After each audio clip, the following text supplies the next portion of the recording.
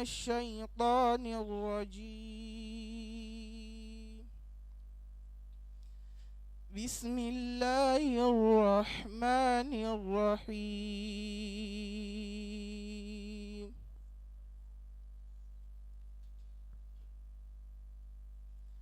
خاشية أبصارهم ترهقهم ذلة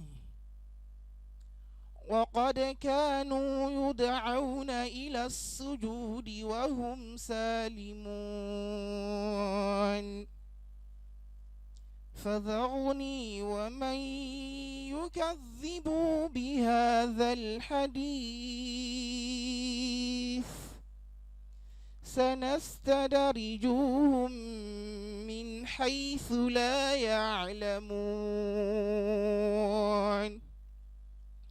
وأملي لهم إن كيدي متين. أم تسألهم أجرا فهم من مغرم مثقلون أم عندهم الغيب فهم يكتبون. فاصبر لحكم ربك ولا تكن كصاحب الحوت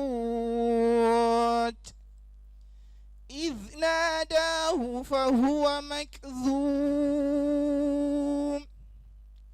لولا أن تداركه نعمة من ربه لنبذ بالعراء وهو مذموم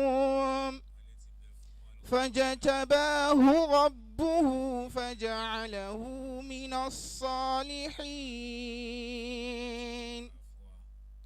وإن يكاد الذين كفروا ليزلقونك بأبصارهم لما سمعوا الذكر فيقولون إنه لمجنون فما هو إلا ذكر للعالمين. صدق الله العظيم.